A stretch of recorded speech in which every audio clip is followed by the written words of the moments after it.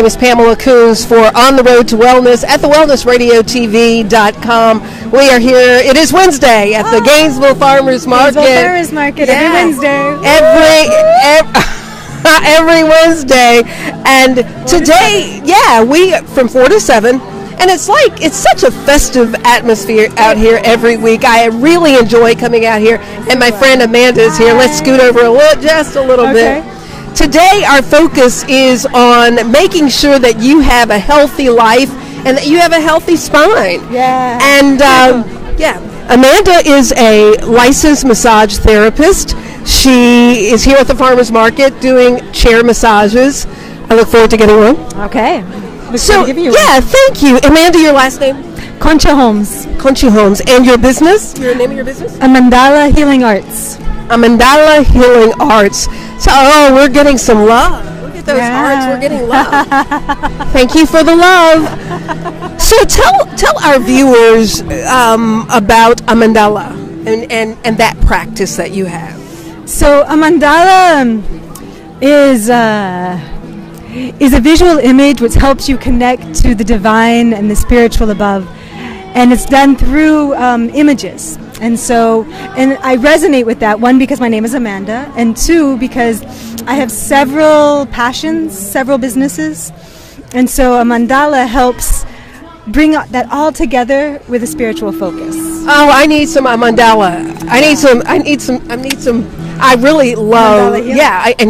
We're talking about spines today, but there's so much to talk about with you. In particularly, let's just start with, as you just finished a massage. What is it that you're noticing with people as far as their muscles and how that all plays into you understanding what's going on with their bodies as it relates to their spine and posture? Yeah. So I really notice a lot about the intelligent touch. So how, when your fingers are attuned, or any part of your body really, but I work a lot with my hands and elbows and feet and knees.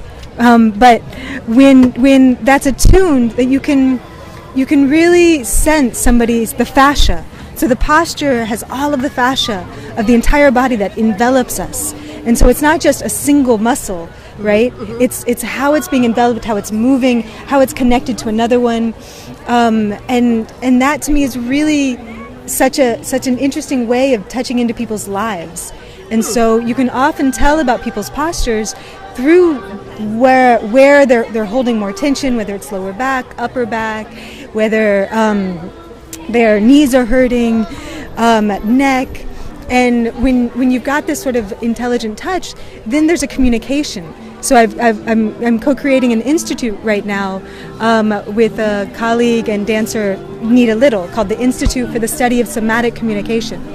And that's this idea of somatic communication. So the idea of communicating through touch that goes way beyond just the physical, the emotional, the spiritual, all of it. Yeah, Amanda, we have so many people that are hurting emotionally. We have so many people who are sick physically, and the last thing that people talk to them about is how are you doing emotionally and how your emotion is playing into your cellular life and your muscular system, and that is critical. It is. It's fundamental, because a lot of times what I notice is that when I'm giving a massage, certainly I'll notice like if a muscle is tight or there's a trigger point that I need to sit with. But oftentimes, although not always, sometimes it is specifically, I sit at a computer all the time, and so my neck is in so much pain. But oftentimes, the pain that is physical is also connected to our emotional lives, either because of the emotional state of feeling, wow, why am I sitting at a computer all the time? Or because of deeper resonances of pain or trauma, or various experiences that happen in our lives that we carry in our neuromuscular skeletal body. Yeah, I love the Chinese proverb that says, when the soul is disturbed, the body is injured. Absolutely. And so I like the opposite of that. So my work is when I help facilitate healing in the body, the soul becomes healed. So it's the answer to what I said. Yeah. So you help to bring about that answer. If you are experiencing pain in your body, if you are noticing that when your mom and dad or the adult in your life would say to you, stand up straight. It wasn't just because they wanted to be annoying, because you're growing, and then that carries over into your adult life and how you're able to breathe. And your emotional state of being. Yeah. So absolutely, the diaphragm is critical in terms of breathing, in terms of being able to have a full breath. Yeah. Many of us have very short breaths. We take a deep breath and it's all up in the shoulder area, in the chest, and that's a very limited way of breathing. So when you breathe up from the center, from the diaphragm, and then into the chest, we get a much, much fuller breath and feel we feel less anxiety, we feel less commotion, we feel more grounded. And so, absolutely. So, breathing is so important. Fundamental. And isn't it amazing that we think so little about it? We take it for granted. And I sat with my brother Albert and my brother James Leroy when they both died, and to see them take the last breath, it really helps you to understand how important that breath is, and taking it properly and taking it seriously. I mean, it is your life. So I just last week worked with a woman who part of her work was helping friends through the last moments of life.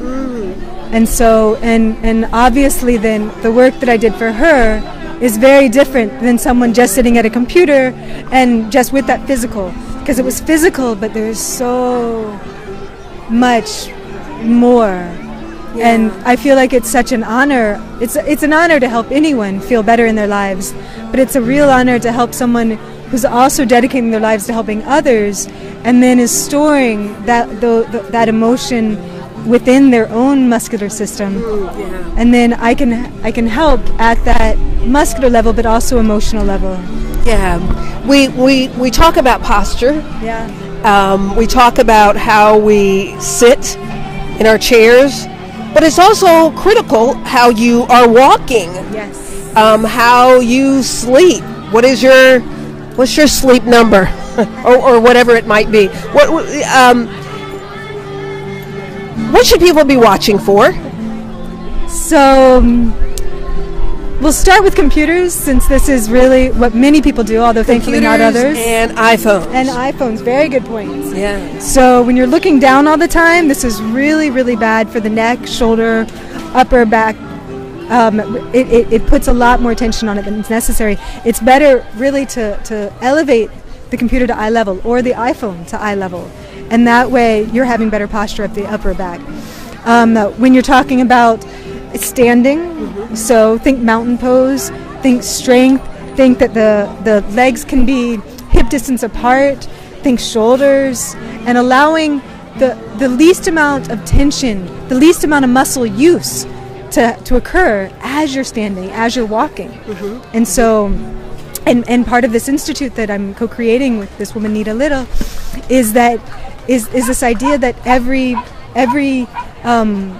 step is a fall, and allowing those small falls. Wait, every step. Did you hear that? Every step is a fall. But a small Interesting. fall. A small fall. Allowing, instead of the muscle. Oh, sorry.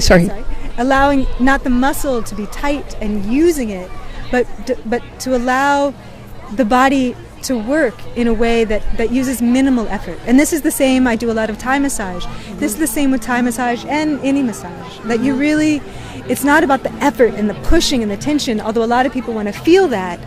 It's really about allowing, inviting. And when there's that connection, that somatic communication, and there is that connection, then the muscles invite you in. You're not pushing in. Sometimes you push, but like a lot of the times when that invitation, then the muscles allow your fingers or your elbow to come in and reach the levels where they need to be reached. So it's about having less effort and more fluidity. Nice.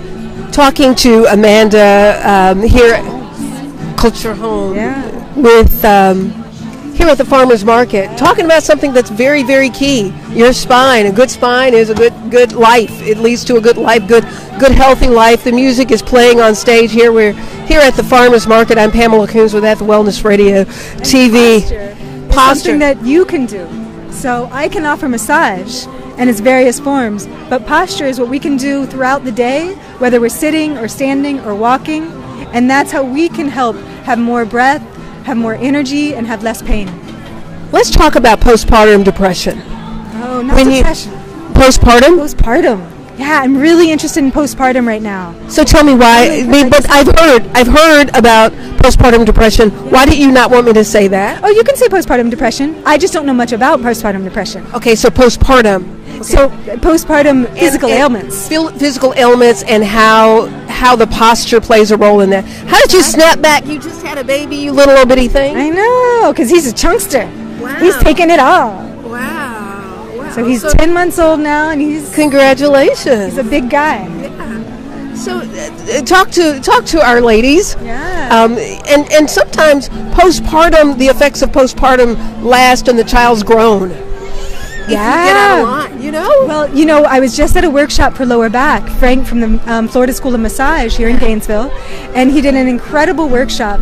And one of the reasons I wanted to learn more about low back was because of I'm still experiencing some postpartum physical ailments.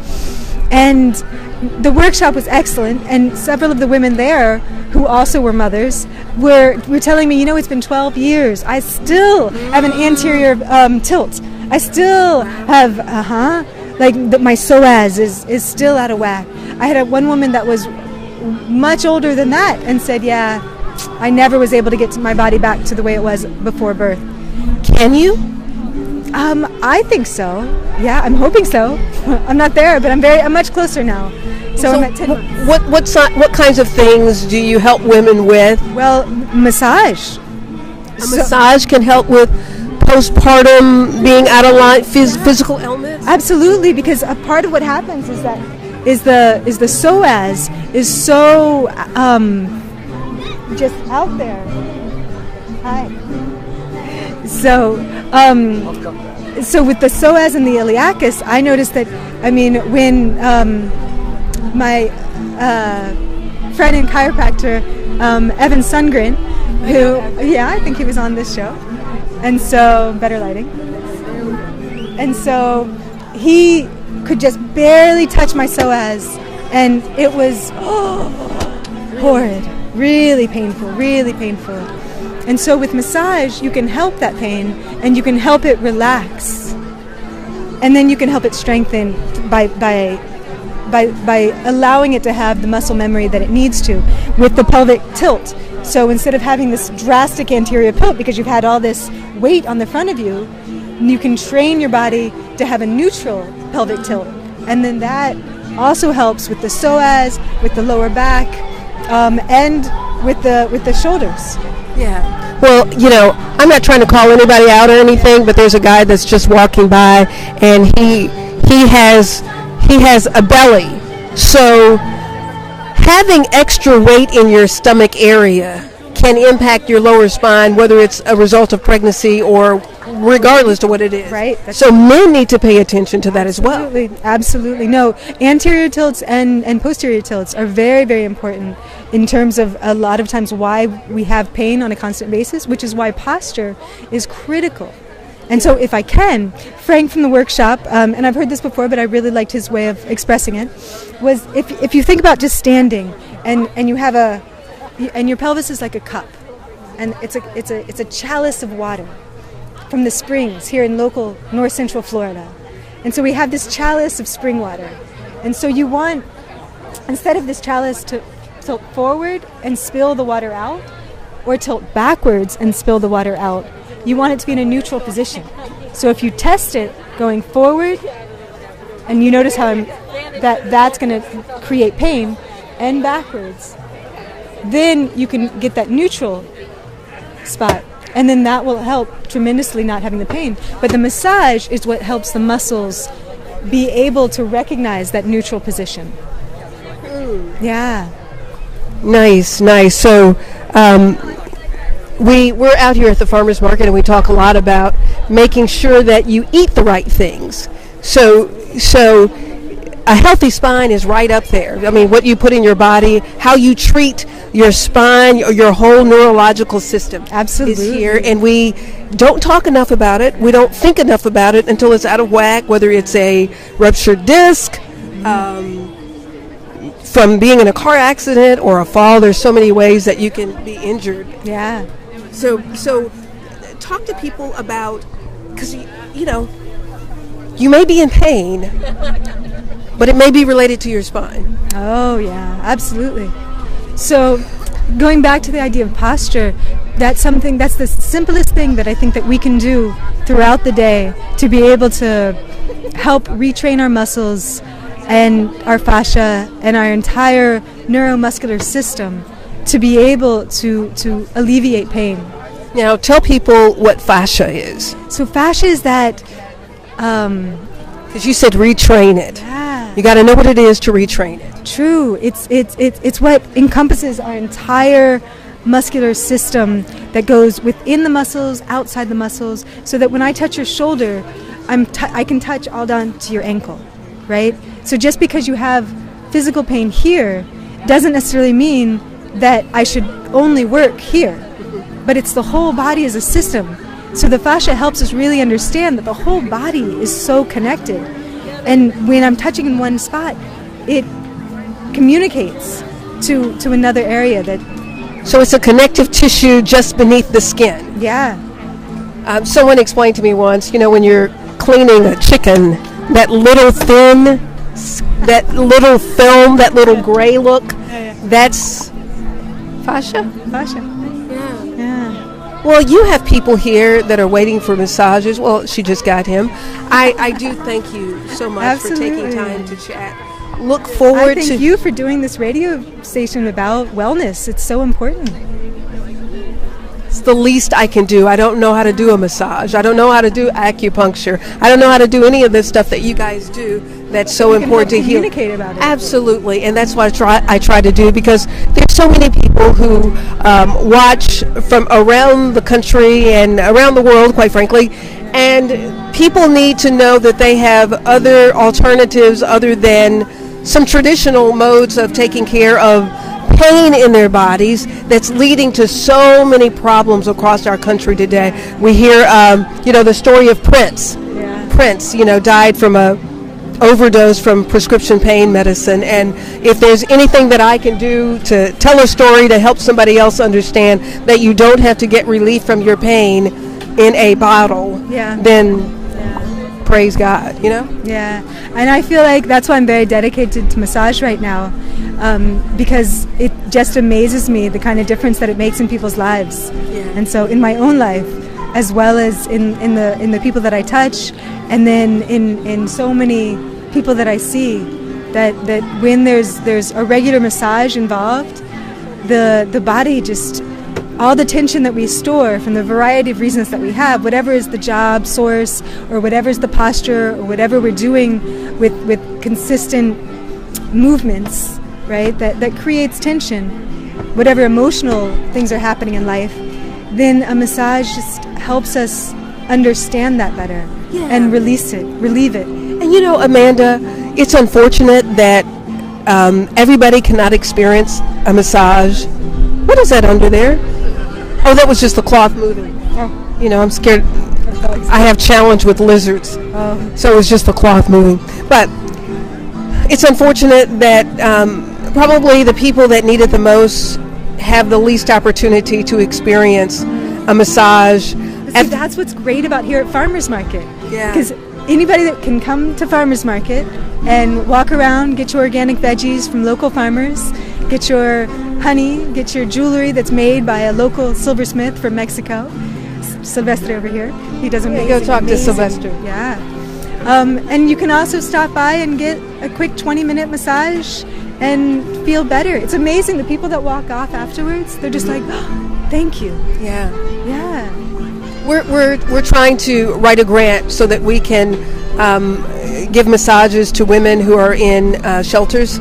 to people who are in transition, who are homeless, who are trying to make the transition from being homeless to work, because we all need it. But what a gift that will be to so many people. So we're looking forward to doing that. I'd love to help you with that. Oh, you're so sweet. Thank you. Thank you very much. I dedicate part of my time to writing grants. So. Oh, do you really? Well, as an anthropologist, it's part of what I have to do. Oh, wow. So. God is so good. He just answers your prayers.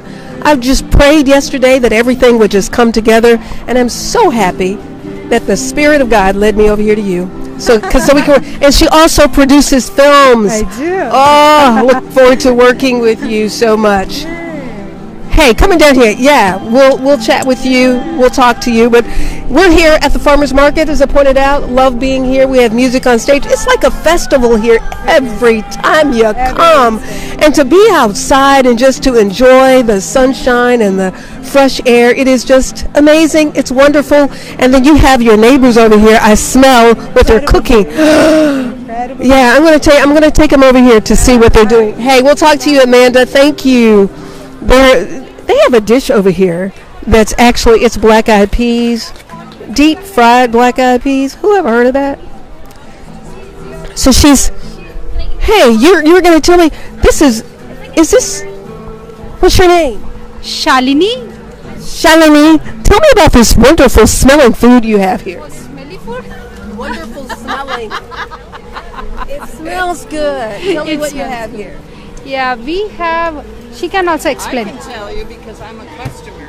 Oh, you're a customer. Customer, she can tell you. Okay, tell me, customer. She makes wonderful food. Okay, what's your name, customer? My name is Setu. Okay, tell me about the food that you enjoy getting. Well, I enjoy getting what I call her soup, which is, she serves it on rice. It's vegetables. She gets mostly organic market vegetables now and makes them with really delicious Indian spices. And it really, people come here specifically to get a great dinner on Wednesday because it's a good deal. You can get a plate with rice and vegetables and chickpeas. And today she even has a new special, what do you call that? Vegetable fritters, you can say. Fritters. They are gluten-free and vegan. I am all about gluten-free and vegan food and vegetarian food. So we make the spices, they're like different spices. Something with the peanut mix, peanuts, and something with soup and salad mix.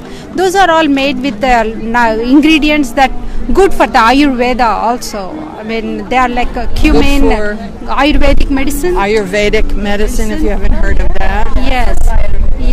And they are like cumin and coriander and fenugreek. That the fenugreek is a good seed. It's like a seed, and it is very good for your. If you're a diabetic patient, it is good for you. If you're a diabetic patient, we have people who watch who are diabetics. Yeah. So, and that's in your fenugreek, and it's also good for another thing. Inflammation and clearing the lungs. Like if a person has a lot of mucus, it helps get the mucus out of the body. Nice. Nice. Yep. Ladies, thank you so much. And so you have black-eyed peas fritters. Yes, they are gluten-free and vegan. And they're deep fried. Yeah, they are deep fried. But in healthy oil. And she makes amazing pancake. You could try one right there. You can take a little piece and taste it and not just ask us questions. Okay, let's see here. I'm all about a good taste test. I like to taste and see how things taste. What is this I'm tasting? That's the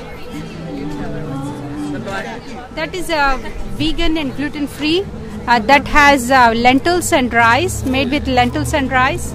And it's filled with the potatoes, onions, and spices filling with the cilantro and cumin sauce in it. Isn't that wonderful? I mean, the food speaks for itself. Yeah, it's so good. Yeah, you can have it as a snack or just by itself as a dinner. It's good too. Yep. So. Yummy. This is another reason I like coming to the farmers market. To Wednesday to come and get their treats. So we have something called because she usually gets like different kinds of vegetables with a peanut sauce because I made my spices and I represent the food for the spices. I represent the food. So I don't know why we're talking on this side of this bar. Because I'm underneath. Let's go out here. Catering too. Yeah. Okay, Sometimes, yes. Sometimes when you feel like it. Well, she's done a lot of really great events at the Thomas Center, musical events. She'll do. You can go and hear a musical concert and buy an Indian meal.